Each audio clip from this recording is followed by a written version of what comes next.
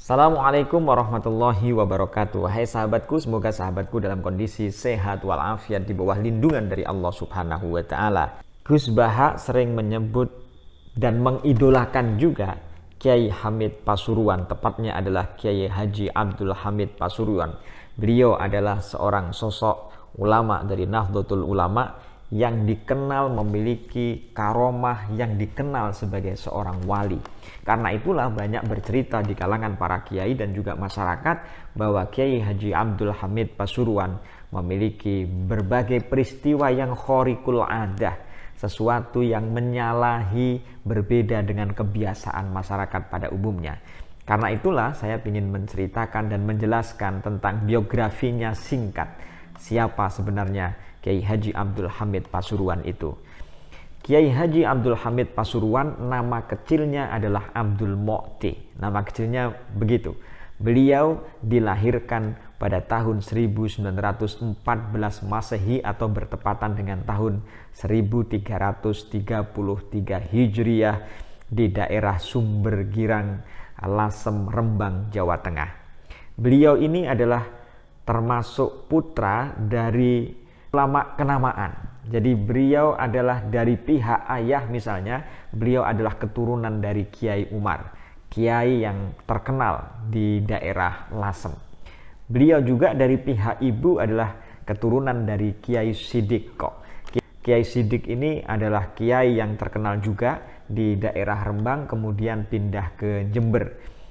Kiai Sidik memiliki putri namanya Ibu Nyai Royhanah, yang Ibu Nyai Royhanah itu kemudian memiliki putra namanya Abdul Mu'ti tadi itu, atau yang kemudian setelah haji bersama Kiai Sidik ke Makkah Al-Mukarramah berganti nama menjadi Abdul Hamid. Jadi perubahan nama Abdul Hamid itu setelah beliau melaksanakan ibadah haji bersama kakeknya, yaitu Kiai Sidik yang pindah ke Jember.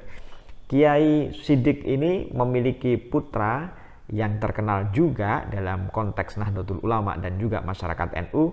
Yang pertama misalnya Kiai Haji Mahfud Sidik, dan yang kedua adalah Kiai Ahmad Sidik. Jadi Kiai Hamid Pasuruan atau Kiai Abdul Hamid Pasuruan dilahirkan dalam keluarga kiai dan dilahirkan dalam dunia kepesantrenan.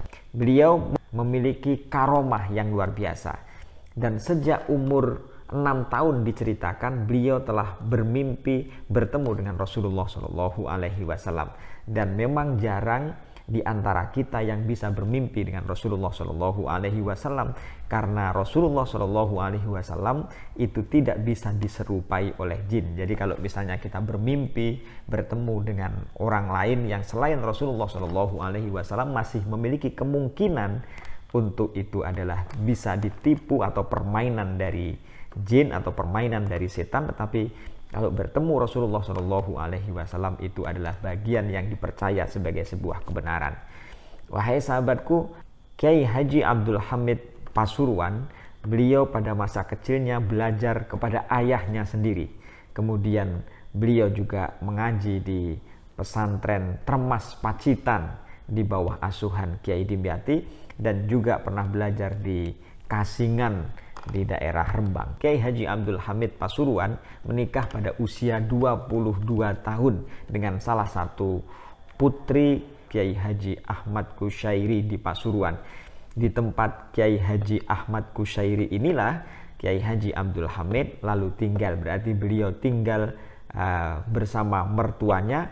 Jadi istri dari Kiai Haji Abdul Hamid adalah Ibu Nyai Nafisah. Kiai Haji Abdul Hamid Pasuruan kemudian menjadi pengasuh pesantren Salafiyah di Pasuruan. Pesantren ini kemudian sangat maju peninggalan dari mertuanya, yang kemudian dikelola dengan cara yang baik sehingga menarik minat dari banyak santri untuk mengaji kepada beliau. Kiai Haji Abdul Hamid Pasuruan mengaji tasawuf kepada ulama, salah satu Habib di Pasuruan yang sangat terkenal namanya Habib Ja'far. Jadi dalam bidang tasawuf beliau pun walaupun sudah menikah tetap mengaji kepada beliau Habib Ja'far di Pasuruan itu. Di antara karomah yang dimiliki oleh Haji Abdul Hamid Pasuruan adalah Di antaranya ini banyak sebenarnya cerita-cerita tentang karomah beliau sehingga beliau dikenal sebagai seorang wali, sehingga Gus Baha misalnya mengidolakan Kiai Abdul Hamid Pasuruan karena terkenal dengan walinya ini, dan seringkali Gus Baha bercerita bahwa dia punya cita-cita ingin menjadi seorang wali. Nah, di antaranya adalah bahwa Kiai Haji Abdul Hamid Pasuruan itu sering tidak jamaah bersama para santri. Lalu ketika ditelusuri kenapa Kiai Haji Abdul Hamid tidak jamaah dengan para santri pada sholat maghrib misalnya, maka dijawab bahwa Kiai Haji Abdul Hamid itu jamaahnya di Makkah Al-Mukarramah. Lalu ada salah seorang yang ingin membuktikan apakah benar Kiai Haji Abdul Hamid itu kalau sholat maghrib itu di Makkah Al-Mukarramah. Maka setelah sholat maghrib dia bertamu untuk memastikan apakah Kiai Abdul Hamid itu ada di rumah atau tidak. Dalam bahasa kita sekarang, lalu Kiai Abdul Hamid itu diketuk pintunya, rumahnya itu diketuk pintu oleh orang yang ingin membuktikan itu. Lalu dibukalah pintu itu dan disambut sendiri oleh Kiai Haji Abdul Hamid. Kiai Haji Abdul Hamid lalu mempersilahkan orang itu duduk, dan Kiai Haji Abdul Hamid itu masuk atau pergi ke belakang mengambil minuman dan sambil membawakan kurma segar. Kurma segar itu masih ada getahnya, itu masih membawa kurma segar. Yang segar itu tidak mungkin kalau misalnya dibeli di pasar, ini pasti langsung dari Makkah Al-Mukarramah.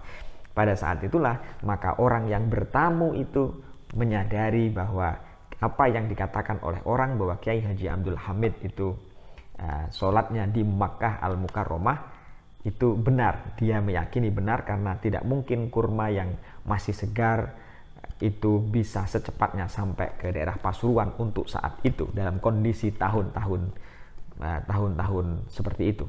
Nah, cerita-cerita tentang bahwa Kiai Haji Abdul Hamid sholat di Mekah itu juga diceritakan oleh banyak orang. Di antaranya adalah ada seorang Habib yang dia tahu bahwa ketika dia bertemu dengan Kiai Haji Abdul Hamid Pasuruan, bahwa dia melalui sama-sama memiliki tingkat kewalian, derajat kewalian, dia mengerti bahwa yang ada di hadapannya ini bukan yang sesungguhnya.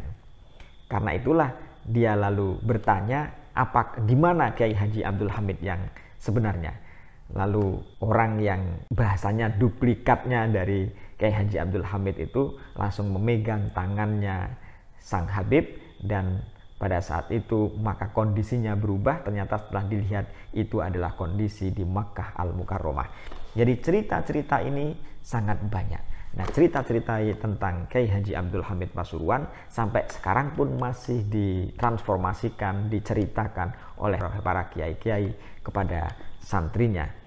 Karena itu tidak heran kalau misalnya dalam acara haul Kiai Haji Abdul Hamid Pasuruan banyak orang dari berbagai daerah, dari berbagai tokoh datang, dan kuburan beliau, makom beliau pun dikunjungi oleh orang-orang untuk mendoakan beliau, berziarah ke makomnya untuk mengambil inspirasi, belajar dari beliau, belajar dari masa hidupnya, mempelajari sejarah hidupnya untuk menjadi kehidupan pribadi yang lebih baik.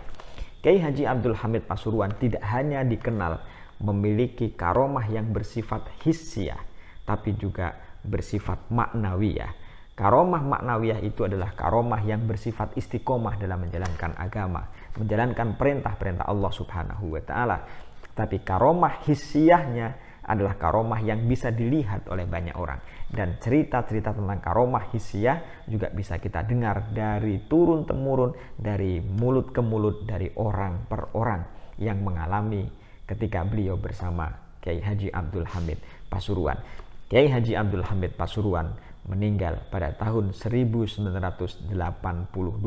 Semoga dengan menceritakan kisah para wali, semoga dengan menceritakan kisah para alim, orang-orang yang dekat dengan Allah Subhanahu wa Ta'ala, kita menjadi orang yang terinspirasi untuk memiliki semangat, kita lebih dekat dengan Allah Subhanahu wa Ta'ala untuk beribadah, untuk belajar, mencari ilmu, memperbaiki hati kita supaya kita pun juga disayangi oleh Allah Subhanahu wa Ta'ala.